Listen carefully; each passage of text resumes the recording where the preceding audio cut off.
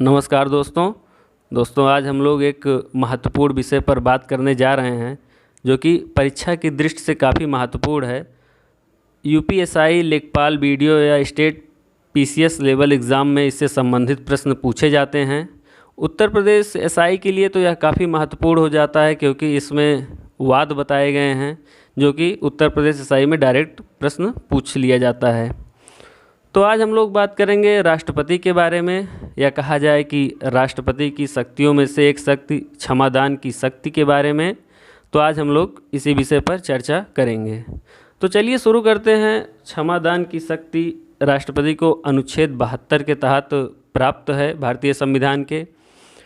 तो इसके तहत वह किसी भी दोष सिद्ध व्यक्ति की सज़ा को क्षमा कर सकता है या उसकी प्रकृति में बदलाव कर सकता है।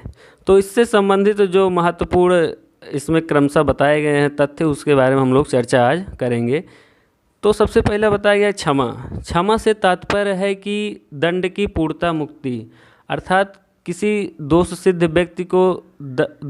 व्यक्ति की दंड को पूर्णता समाप्त करना। जब वह ऐसा कार्य करता है तब वह व्यक्ति इस प्रकार हो जाता है जैसे मानो उसने कभी कोई कार्य किया ही न हो, अर्थात उसने कभी कोई अपराध किया ही न हो। फिर दूसरे नंबर पे प्राविलंब, अर्थात अस्थायी रूप से हटाना। इसके अंतर्गत राष्ट्रपति किसी मृत्युदंड प्राप्त व्यक्ति को अस्थायी रूप से उसकी सज़ा को निलंबित कर देता है।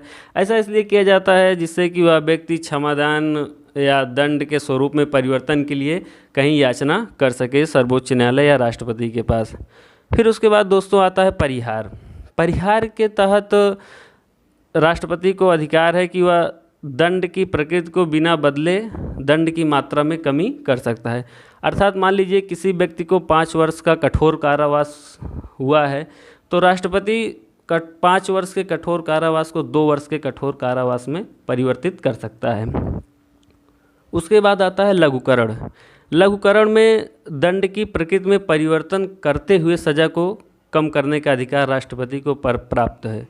अर्थात मान लीजिए कोई व्यक्ति है जिसे 5 वर्ष के कठोर कारावास की सज़ा प्राप्त है, तो राष्ट्रपति चाहे तो उसकी सज़ा को 2 वर्ष के साधारण कारावास में बदल सकता है या लघुकरण के अंतर्गत करता है।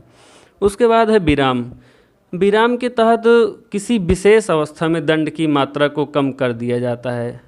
इसका मतलब हुआ कि मान लीजिए कोई अपंग व्यक्ति है, उसको फांसी की सज़ा हुई है, उसकी सज़ा को उम्र कैद की सज़ा में बदलना, या कोई गर्भावस्था महिला है जो है उसकी सज़ा को फांसी की सज़ा प्राप्त है तो उसको उम्र कैद की सज़ा में बदलना। तो ऐसा राष्ट्रपति विराम की अवस्था में करता है, विराम के माध्यम से। उसके बाद दोस्तों इससे संबंधित 2 वाद हुए हैं जो कि काफ़ी परीक्षाओं में पूछे जाते हैं। तो सबसे पहला केस आया था मारूराम बनाम भारत संघ 1980।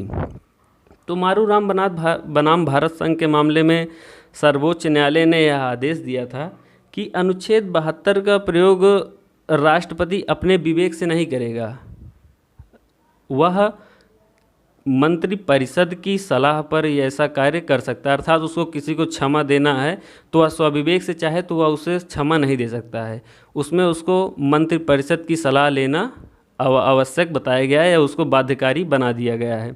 तो पहला मामला ये था। दूसरा मामला आया था इपरू सुधाकर बनाम आंध्र प्रदेश राज्य। यह मामला 2006 में आया था। इसमें सर्वोच्च न्यायालय ने बताया था कि राष्ट्रपति और राज्यपाल, दोस्तों राज्यपाल को अनुच्छेद 161 के तहत ये क्षमादान की शक्ति प्राप्त है। राष्ट्रपति से थोड़ा कम राज्यपाल को क्षमादान की शक्ति प्राप्त है।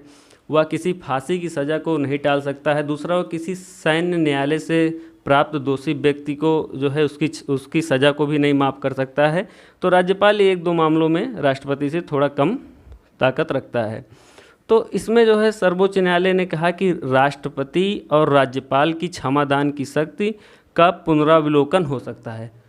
अर्थात कहा जाए तो अगर सर्वोच्च न्यायालय चाहे तो क्षमादान की शक्ति का पुनरावलोकन कर सकता है, या इस वाद में बताया गया है। ऐसा इसलिए बताया गया है क्योंकि हो सकता है कि कोई व्यक्ति राजनीतिक, धार्मिक या जातिगत कारण से दबाव बनाकर वह क्षमादान की शक्ति प्राप्त कर लिया हो, तो इसी को देखते हुए सर्वोच्च न्यायालय ने निर्धारित किया कि न्यायिक पुनरावलोकन क्षमादान की शक्ति का हो सकता है। तो दोस्तों यही है क्षमादान की शक्ति, इसमें जो है इसे इतना प्रावधान किया गया है और जो कि एग्ज़ाम की दृष्टि से काफ़ी महत्वपूर्ण है। चलिए ठीक है, मिलते हैं फिर किसी नए वीडियो में, तब तक के लिए जय हिंद।